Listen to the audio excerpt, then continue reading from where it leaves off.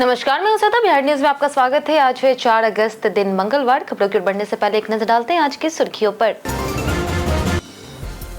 बिहार के हर प्रखंड में लहराएगा तिरंगा। सरकार ने शुरू की बड़ी तैयारी। पंचायतों और जीविका समूहों के जरिए होगा वितरण। सावन के पहले मंगला गौरी व्रत पर बनेंगे शुभ योग। सर्वार्थ सिद्धि और अमृत सिद्धि योग में होगी माता पार्वती की पूजा। पूजा से मिलेगा विशेष फल। बिहार ने रचा इतिहास। टीबी जांच अभियान में बनाया राष्ट्रीय रिकॉर्ड। 2 करोड़ के करीब लोगों की स्क्रीनिंग से मिली बड़ी सफलता। बिहार में दाल मिल खोलने का सुनहरा मौका। सरकार देगी 25 लाख रुपए तक अनुदान। 31 अगस्त तक करें ऑनलाइन आवेदन। वैशाली के युवाओं के लिए बड़ा मौका। 6 अगस्त को लगेगा रोजगार मेला। 1500 पदों पर जेप्टो, टाटा मोटर समेत कई कंपनियां करेगी भर्ती। टीम इंडिया से विदाई पर भावुक हुए टी दिलीप। 5 साल के सफर को किया याद। खिलाड़ियों और बीसीसीआई को कहा धन्यवाद। चलिए एक नजर डालते हैं आज की 25 बड़ी खबरों की ओर। यूपीएससी में प्रिंसिपल और वाइस प्रिंसिपल के 828 पदों पर 14 अगस्त तक करे आवेदन। संघ लोक सेवा आयोग यानी कि यूपीएससी ने प्रिंसिपल के 124 और वाइस प्रिंसिपल के 704 सहित कुल 828 पदों पर भर्ती के लिए आवेदन मांगे हैं। इच्छुक और पात्र उम्मीदवार 14 अगस्त तक केवल ऑनलाइन माध्यम से upsconline.nic.in पर आवेदन कर सकते हैं। आवेदन से पहले पोर्टल पर रजिस्ट्रेशन करना अनिवार्य होगा। अभ्यर्थी के पास मान्यता प्राप्त संस्थान से पोस्ट ग्रेजुएशन और बीएड की डिग्री के साथ निर्धारित कार्य अनुभव होना चाहिए। अधिकतम आयु 50 वर्ष तय की गई है, जबकि आरक्षित वर्गों को नियमानुसार आयु सीमा में छूट दी जाएगी। जनरल, ओबीसी और ईडब्ल्यूएस उम्मीदवारों के लिए आवेदन शुल्क 25 रुपए, जबकि एससी, एसटी और पीएच अभ्यर्थियों के लिए आवेदन निःशुल्क है। चयन शॉर्ट लिस्टिंग और इंटरव्यू के आधार पर होगा। पात्रता की विस्तृत जानकारी के लिए अधिकारी के नोटिफिकेशन अवश्य देखें। आज मंगला गौरी व्रत पर मिलेगा शुभ योगों का लाभ। आज सावन का पहला मंगला गौरी व्रत रखा जाएगा, जो माता पार्वती और भगवान शिव की पूजा के लिए अत्यंत शुभ माना जाता है। इस दिन भद्रा शाम 6:33 से अगले दिन सुबह 6:56 तक और पंचक सुबह 6:28 से शाम 6:24 तक रहेंगे। वहीं सर्वार्थ सिद्धि योग, रवि योग और अमृत सिद्धि योग शाम 6:24 से अगले दिन सुबह 6:29 तक बनेंगे। मान्यता है कि यह व्रत सुहागिन महिलाओं को पति की लंबी आयु और अविवाहिता कन्या को मनचाहा वर प्रदान करता है। विवाह के बाद पहला व्रत मायके में करने की परंपरा है। यहाँ बताएं कि किसी भी जानकारी पर अमल करने से पहले संबंधित विशेषज्ञों की सलाह अवश्य लें। बिहार में 534 प्रखंडों में चलेगा हर घर तिरंगा महाअभियान। बिहार में 9 से 17 अगस्त तक कला और संस्कृति विभाग की ओर से हर घर तिरंगा अभियान चलाया जाएगा। राज्य के 534 प्रखंडों को राष्ट्रीय ध्वज खरीदने के लिए प्रति प्रखंड 1 लाख रुपए दिए जाएंगे, जिससे करीब 21.36 लाख तिरंगे उपलब्ध कराए जाएंगे। ध्वजों का वितरण पंचायतों, जीविका समूह और पैक्स के माध्यम से होगा। अभियान के तहत तिरंगा यात्रा, बाइक रैली, रंगोली प्रतियोगिता, सांस्कृतिक कार्यक्रम, वंदे मातरम के 150 वर्ष का आयोजन और सेल्फी विद तिरंगा जैसी गतिविधियां होगी। मुख्य सचिव ने समयबद्ध वितरण, दैनिक समीक्षा, जन भागीदारी और 12 अगस्त को जिला स्तर पर भव्य तिरंगा यात्रा आयोजित करने के निर्देश दिए। बिहार में दाल मिल खोलने पर मिलेगा 25 लाख रुपए अनुदान। बिहार कृषि विभाग ने दलहन में आत्मनिर्भरता मिशन के तहत नई दाल प्रसंस्करण इकाइयों की स्थापना के लिए 1 से 31 अगस्त तक ऑनलाइन आवेदन आमंत्रित किए। एफपीओ, सीएलएफ, पैक्स, उद्यमी, व्यक्तिगत आवेदक और पंजीकृत संस्थाएं आवेदन कर सकती है। परियोजना लागत का 33% यानी कि अधिकतम 25 लाख रुपए तक अनुदान दिया जाएगा। पात्र आवेदकों की आयु 21 वर्ष या फिर अधिक। 15% स्वयं का अंशदान और बैंक ऋण अनिवार्य है। योजना पटना, गया, नालंदा, मुजफ्फरपुर, भागलपुर समेत 10 जिलों में लागू होगी। आवेदन dbtagriculture.bihar.gov.in या फिर बिहार कृषि ऐप के माध्यम से किए जा सकते हैं। 185% लक्ष्य हासिल कर बिहार ने बनाया राष्ट्रीय रिकॉर्ड। बिहार में टीबी मुक्त भारत अभियान के तहत 2 से 31 जुलाई 2026 तक चले विशेष अभियान में राज्य ने रिकॉर्ड 185% उपलब्धि हासिल की है। 1 करोड़ स्क्रीनिंग के लक्ष्य के मुकाबले 1.90 करोड़ से अधिक लोगों की जांच की गई। स्वास्थ्य मंत्री निशांत ने इसे स्वास्थ्य कर्मियों और आम जनता की सहभागिता का परिणाम बताया। अभियान के दौरान 15,004 टीबी मरीजों की पहचान हुई, जबकि 11,956 मरीजों को विशेष देखभाल से जोड़ा गया है। 42,239 लोगों को TB preventive treatment 17,643 food basket और 65,796 लाभार्थियों को निश्चय पोषण योजना का लाभ मिला। सभी जिलों में मिशन मोड में अभियान जारी है। वैशाली में 6 अगस्त को लगेगा रोजगार मेला।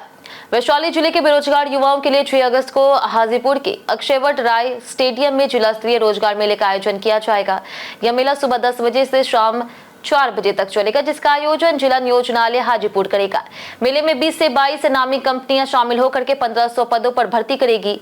Zepto, Tata Motors, TVS, SIS और एयरटेल पेमेंट बैंक जैसी कंपनियां भी भाग लेगी। 18 से 40 वर्ष के युवा इसमें शामिल हो सकते हैं। उम्मीदवारों का चयन इंटरव्यू के आधार पर होगा। भाग लेने के लिए बिहार रोजगार पोर्टल पर रजिस्ट्रेशन और शैक्षणिक प्रमाण पत्र, बायोडाटा, आधार कार्ड सहित आवश्यक दस्तावेज साथ लाना अनिवार्य है। बिहार के छात्रों को पीएम ई विद्या ऐप पर मिलेगी मुफ्त पढ़ाई। केंद्र सरकार की पीएम ई विद्या पहल के तहत बिहार के सरकारी स्कूलों में डिजिटल शिक्षा को बढ़ावा दिया जा रहा है। एससीईआरटी पटना में 27 से 31 जुलाई तक आयोजित 5 दिवसीय प्रशिक्षण में 56 शिक्षकों को डिजिटल कंटेंट तैयार करने और प्लेटफॉर्म के प्रभावी उपयोग की जानकारी दी गई। पीएम ई विद्या ऐप पर वीडियो लेक्चर, अध्ययन सामग्री और अभ्यास प्रश्न निःशुल्क उपलब्ध है। बिहार के लिए BR 63 और BR 67 डिजिटल चैनल में शुरू की गई है। यह पहल खास करके ग्रामीण और आर्थिक रूप से कमजोर छात्रों के लिए लाभदायक होगी। प्रशिक्षण के बाद शिक्षकों को स्कूलों में जागरूकता अभियान चला करके अधिक से अधिक विद्यार्थियों को ऐप से जोड़ने के निर्देश दिए गए। आभा हेल्थ आईडी से बिना कागज के मिलेगा बेहतर इलाज। बिहार सरकार का स्वास्थ्य विभाग आयुष्मान भारत डिजिटल मिशन के तहत लोगों से आभा हेल्थ आईडी बनाने की अपील कर रहा है। आभा के माध्यम से नागरिक अपने स्वास्थ्य रिकॉर्ड को डिजिटल रूप से सुरक्षित रख सकते हैं और जरूरत पड़ने पर आसानी से साझा भी कर सकते हैं। इससे पंजीकृत स्वास्थ्य सेवाओं तक आसान पहुंच होगी। कागज रहित प्रक्रिया, लैब रिपोर्ट और डॉक्टर के प्रिस्क्रिप्शन का सुरक्षित रिकॉर्ड, ऑनलाइन टेली कंसल्टेशन तथा QR कोड से ऑनलाइन अपॉइंटमेंट बुक करने जैसी सुविधाएं मिलती है। आभा ऐप गूगल प्ले स्टोर और एप्पल ऐप स्टोर पर उपलब्ध है। अधिक जानकारी के लिए टोल फ्री नंबर 14477 पर संपर्क किया जा सकता है। नवोदय कक्षा 6 एडमिशन की अंतिम तिथि बढ़ी, जल्द करिए आवेदन। जवाहर नवोदय विद्यालय समिति ने कक्षा 6 में प्रवेश के लिए आवेदन की अंतिम तिथि बढ़ाकर के 7 अगस्त कर दी है। इच्छुक छात्र नवोदय.gov.in या फिर CBSE ITMS.nic.in पर ऑनलाइन आवेदन कर सकते हैं। प्रवेश GNVST के माध्यम से होगा, जिसकी परीक्षा 28 नवंबर को होगी और परिणाम मार्च या फिर अप्रैल 2026 में जारी होगा। आवेदन के लिए छात्र का कक्षा 3, 4 और 5 मान्यता प्राप्त या फिर सरकारी स्कूल से उत्तीर्ण होना जरूरी है। 75% सीटें ग्रामीण छात्रों के लिए आरक्षित है। परीक्षा में 80 वस्तुनिष्ठ प्रश्न होंगे। कुल 100 अंक और समय 2 घंटे रहेगा। पटना से 11 देशों में राखी भेजने के नए रेट जारी। रक्षाबंधन को देखते हुए भारतीय डाक विभाग ने पटना से 11 देशों में राखी भेजने के लिए अंतर्राष्ट्रीय डाक दरें जारी की है और लोगों से समय रहते बुकिंग कराने की अपील की। पटना GPO के चीफ पोस्ट मास्टर राजदेव प्रसाद ने कहा कि अंतिम समय की भीड़ से बचने के लिए जल्द राखी भेजें। डाकघर में फॉर्म भरना, आधार कार्ड की कॉपी और वस्तु का पूरा विवरण देना अनिवार्य है। 100 ग्राम तक पंजीकृत पत्र शुल्क इस प्रकार है, जैसे कि अमेरिका में 367, ब्रिटेन का 306, ऑस्ट्रेलिया का 325, कनाडा का 325, श्रीलंका का 301, नेपाल का 301, मालदीव का 301, रूस का 306, दक्षिण अफ्रीका का 306, चीन का 301 और UAE का 301। बिहार बीएड CET 2026 चौथे राउंड की सीट अलॉटमेंट लिस्ट। BRABU ने बिहार बीएड CET 2026 के चौथे राउंड की सीट अलॉटमेंट लिस्ट 3 अगस्त को जारी कर दी। जिन अभ्यर्थियों को पहले 3 राउंड में कॉलेज नहीं मिला था, वे अब ऑफिशियल वेबसाइट बिहार CET/BRABU.in पर जा करके अपना अलॉटमेंट लेटर डाउनलोड कर सकते हैं। लॉगिन के लिए उम्मीदवार को अपना ID और पासवर्ड दर्ज करना होगा। चौथे राउंड में सीट मिलने वाले छात्रों को 3 से 5 अगस्त तक 3000 रुपए सीट कंफर्मेशन फीस जमा करनी होगी। इसके बाद 6 अगस्त तक कॉलेज में डॉक्यूमेंट वेरिफिकेशन और एडमिशन प्रक्रिया पूरी करनी होगी। तय समय पर प्रक्रिया पूरी नहीं करने पर सीट रद्द हो सकती है। पटना, मुजफ्फरपुर समेत 6 डिवीजनों में दौड़ेगी 200 इलेक्ट्रिक बसें। केंद्र सरकार की प्रधानमंत्री ई बस सेवा के तहत बिहार को 400 इलेक्ट्रिक बसें उपलब्ध कराई जाएगी। पहले चरण में 200 ई बसें 2-3 खेपों में मिलेगी, जिसका संचालन पटना, मुजफ्फरपुर, गयाजी, भागलपुर, पूर्णिया और दरभंगा समेत 6 डिवीजन में किया जाएगा। बसों के सुचारू परिचालन के लिए इन क्षेत्रों में तेजी से चार्जिंग स्टेशन बनाए जा रहे हैं। अगस्त के अंत तक चार्जिंग स्टेशन तैयार करने का लक्ष्य है। पटना के फुलवारी शरीफ और ISBT में काम जारी है। अगले 2 वर्षों में राज्य में 500 चार्जिंग स्टेशन स्थापित करने की योजना है। पटना में आज से शुरू होगी 52वीं बिहार जूनियर कबड्डी चैंपियनशिप।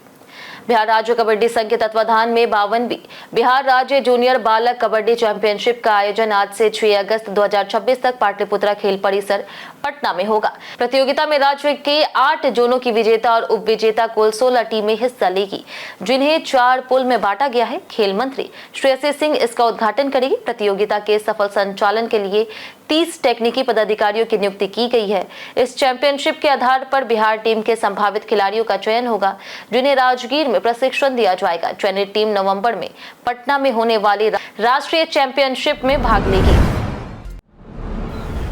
भक्षक के लिए सम्मान मिलने पर संजय मिश्रा का बड़ा बयान। 72वें राष्ट्रीय फिल्म पुरस्कारों में सम्मानित होने पर अभिनेता संजय मिश्रा ने खुशी और आभार व्यक्त किया। उन्होंने कहा कि एक अभिनेता की सबसे बड़ी इच्छा अच्छी कहानियों और सार्थक किरदारों का हिस्सा बनने की होती है, और जब उस सफर को राष्ट्रीय फिल्म पुरस्कार जैसा प्रतिष्ठित सम्मान मिलता है तो इसे बड़ी खुशी नहीं हो सकती। संजय मिश्रा ने कहा कि भक्षक एक बेहद महत्वपूर्ण फिल्म है और इस सम्मान के लिए वह स्वयं को सौभाग्यशाली मानते हैं। उन्होंने फिल्म के निर्देशक पुलकित, रेड चिलीज एंटरटेनमेंट और नेटफ्लिक्स का आभार जताते हुए कहा कि यह पुरस्कार पूरी भक्षक टीम की मेहनत का सम्मान है। बांका में जेई 1.26 लाख रिश्वत लेते रंगे हाथों गिरफ्तार। पटना निगरानी अन्वेषण ब्यूरो ने बांका जिला परिषद कार्यालय में बड़ी कार्रवाई करते हुए जूनियर इंजीनियर ओम प्रकाश मंडल और जागेश्वर मंडल को 1.26 लाख रुपए रिश्वत लेते रंगे हाथों गिरफ्तार किया है। कार्रवाई एक संवेदक की शिकायत के बाद की गई, जिसने आरोप लगाया था कि फाइल आगे बढ़ाने और भुगतान के लिए रिश्वत मांगी जा रही। शिकायत के सत्यापन के बाद निगरानी टीम ने जाल बिछाया और तय योजना के तहत रिश्वत लेते ही दोनों अपराधियों को धर दबोचा। दोनों के खिलाफ भ्रष्टाचार निवारण अधिनियम के तहत मामला दर्ज किया गया। इस कार्रवाई से जिला परिषद कार्यालय और अन्य सरकारी विभागों में हड़कंप मच गया। जानिए आज कैसा रहेगा बिहार के मौसम का मिजाज। बिहार में 4 अगस्त यानी कि आज मौसम काफी सक्रिय रहने वाला है। राज्य के अधिकांश हिस्सों में गरज चमक, वज्रपात और 30 से 40 किलोमीटर प्रति घंटे की रफ्तार से तेज हवा चल सकती है। अररिया, भोजपुर, बक्सर, कटिहार, किशनगंज, सारण और सीवान में भारी बारिश का अलर्ट जारी किया गया। वहीं समस्तीपुर, वैशाली और पश्चिमी चंपारण में अत्यधिक भारी वर्षा होने की आशंका है। अगले 48 घंटों में अधिकतम तापमान 2 से 4 डिग्री सेल्सियस तक गिर सकता है, जबकि उसके बाद 3 दिनों में फिर बढ़ने की संभावना है। न्यूनतम तापमान अगले 5 दिनों तक लगभग स्थिर रहेगा। लोगों को सतर्क रहने की सलाह दी गई। पटना मरीन ड्राइव पर 176 बोतल विदेशी शराब बरामद। पटना के जेपी गंगा पथ पर मद्य निषेध विभाग ने गुप्त सूचना के आधार पर बड़ी कार्रवाई करते हुए 110.25 लीटर यानी कि 176 बोतल अवैध विदेशी शराब बरामद की। निरीक्षक नरेंद्र कुमार के नेतृत्व में गठित टीम ने दीघा गोलंबर के पास एक मारुति कार को रोक करके तलाशी ली, जिसमें करीब 1.35 लाख रुपए मूल्य की शराब मिली। हालांकि छापेमारी के दौरान चालक मौके से फरार हो गया। पुलिस और मद्य निषेध विभाग की टीम उसकी तलाश में जुटी है। वाहन के रजिस्ट्रेशन नंबर के आधार पर मालिक और तस्करों की पहचान की जा रही। मामले में आगे की कार्रवाई जारी है। बांकीपुर में चला प्रशांत किशोर का जादू, 19,000 वोटों से हुई जीत। बांकीपुर विधानसभा उपचुनाव में जनसुराज उम्मीदवार प्रशांत किशोर ने बड़ी जीत दर्ज की है। उन्होंने भाजपा के नीरज सिन्हा को 19,324 वोटों से हराया। प्रशांत किशोर को 64,151 वोट मिले, जबकि नीरज सिन्हा को 44,827 वोट हासिल हुए। राजद की रेखा कुमारी को 14,273 वोटों के साथ तीसरे स्थान पर रही। प्रशांत किशोर ने जीत को जनता का संदेश बताते हुए बिहार में बेहतर नेतृत्व और शिक्षा, रोजगार की जरूरत पर जोर दिया। मुख्यमंत्री सम्राट चौधरी ने भी उनकी जीत पर बधाई देते हुए जनता के फैसले का सम्मान किया। प्रशांत किशोर की जीत पर सीएम सम्राट चौधरी ने दी बधाई। बांकीपुर विधानसभा उपचुनाव में प्रशांत किशोर की ऐतिहासिक जीत के बाद मुख्यमंत्री सम्राट चौधरी ने उन्हें बधाई दी है और कहा कि लोकतंत्र में जनता का फैसला सर्वोपरि होता है, जिसका सम्मान सभी को करना चाहिए। वहीं उप मुख्यमंत्री विजय कुमार सिन्हा ने कहा कि भाजपा जनता के जनादेश को स्वीकार करती है और चुनाव आयोग और ईवीएम पर पूरा भरोसा रखती। उन्होंने बताया कि पार्टी चुनाव परिणामों की गहन समीक्षा करेगी और हार के कारणों का विश्लेषण करेगी। विजय सिन्हा ने कहा कि भाजपा अपनी कमियों को दूर कर जनता के बीच और मजबूती से काम करेगी। प्रशांत किशोर ने सम्राट चौधरी पर साधा निशाना।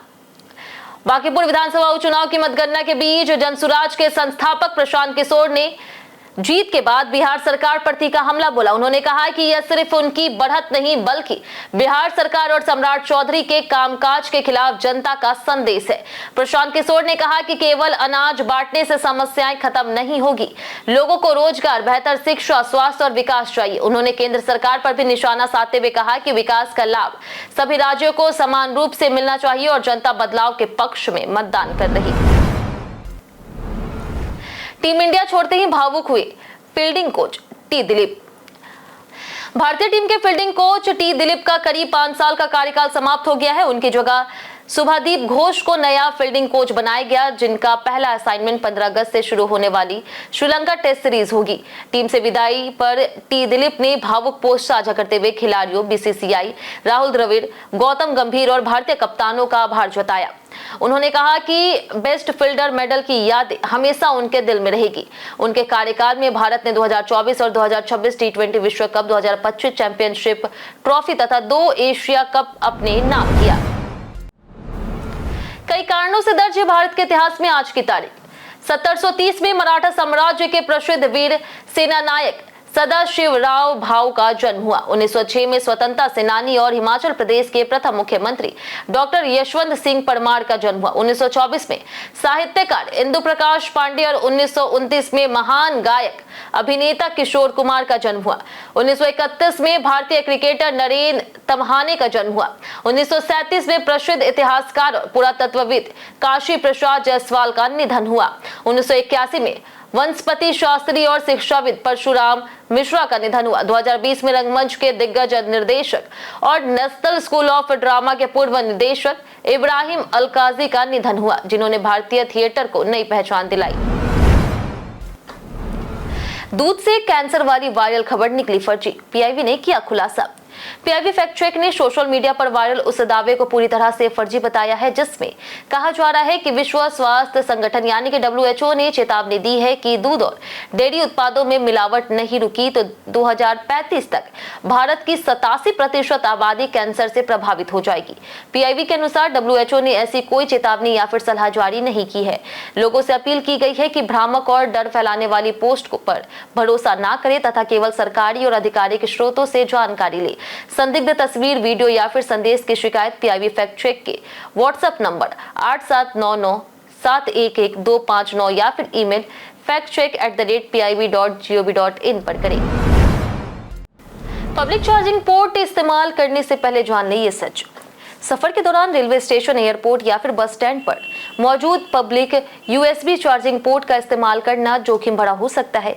साइबर सुरक्षा में इसे जूस जैकिंग कहा जाता है, जिसमें छेड़छाड़ किए गए यूएसबी पोर्ट या फिर केबल के जरिए हैकर्स फोन में मैलवेयर डाल करके data, photo, WhatsApp chat, password और बैंकिंग जानकारी चुराने की कोशिश कर सकते हैं। इससे फोन की रिमोट एक्सेस भी मिलने का खतरा रहता है। विशेषज्ञों की सलाह है कि सार्वजनिक यूएसबी पोर्ट की बजाय पावर बैंक या फिर सामान्य बिजली के प्लग का उपयोग करें। यदि पब्लिक चार्जिंग का इस्तेमाल करें तो पहले उसकी सुरक्षा और छेड़छाड़ की जांच जरूर करें।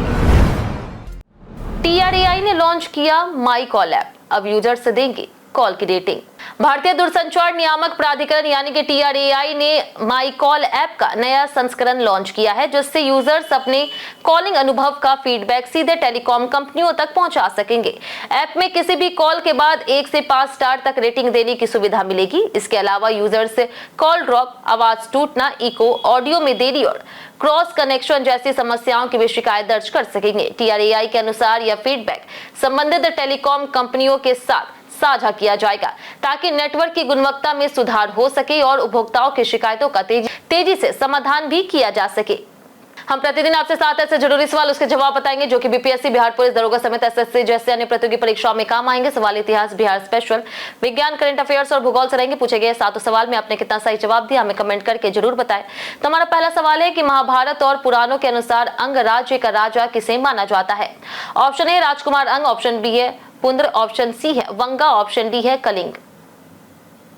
इसका सही जवाब है ऑप्शन ए राजकुमार अंग। हमारा दूसरा सवाल कि बिहार किस वर्ष जमींदारी उन्मूलन कानून लागू करने वाला पहला राज्य बना? Option A 1950, option B 1952, option C 1955, option D 1959। इसका सही जवाब है ऑप्शन ए 1950। हमारा तीसरा सवाल है किस वंश ने वैशाली में विश्व का पहला गणतंत्र स्थापित किया? Option A Shakya, option B है मल्ल, ऑप्शन सी है लिच्छवी, ऑप्शन डी कोलिया। इसका सही जवाब है ऑप्शन सी लिच्छवी।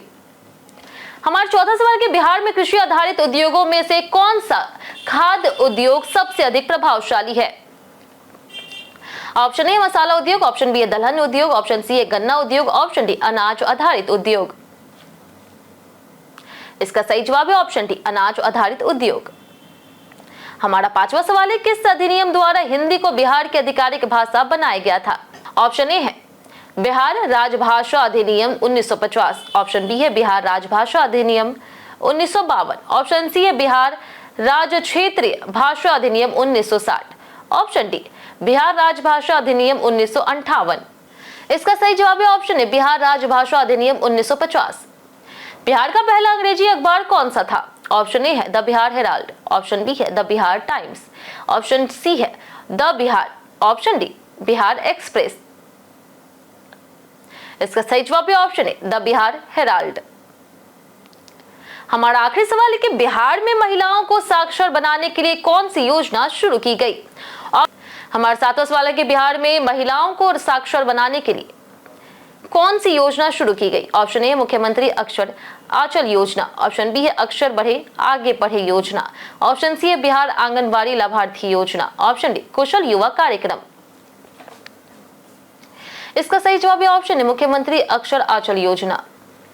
बीते दिन हमारे द्वारा पूछे गए सवाल का जवाब आप लोगों में से बहुत लोगों ने हमारे कमेंट बॉक्स सेक्शन में लिख कर दिया है। जिन्होंने हमारे द्वारा पूछे गए सवाल का जवाब दिया उनके नाम में नंद कुमार सिंह, राजकिशोर महतो, लक्ष्मी मेहता, गुड्डू कुमार, अनुराग कुमार, रत्नेश कुमार, पिंटू कुमार शर्मा, विक्रम ठाकुर, राकेश मिश्रा, संजय कुमार शर्मा, रंजीत मिश्रा, अर्जुन कुमार, पप्पू कुमार, राजकुमार, गीता देवी, परवेज अंसारी, विनोद शाह, छोटू रजक, विजय घायल, राजीव मनीष कुमार, अनवर करीम खान, मिंटू ठाकुर, पवन कुमार, संजीव कुमार, विजय शंकर, राजीव कुमार, संजय कुमार शर्मा, ललन पासवान, राजकुमार, अबोध कुमार, सरजीत कुमार, जितेंद्र ठाकुर, विनोद शाह, राजेंद्र ताती, संदीप कुमार, हरेंद्र सिंह, श्रवण कुमार, अमित कुमार, रमेश कुमार, रंजय तिवारी, सौरभ कुमार, ओम कृष्णा, अमरजीत कुमार और राकेश मिश्रा।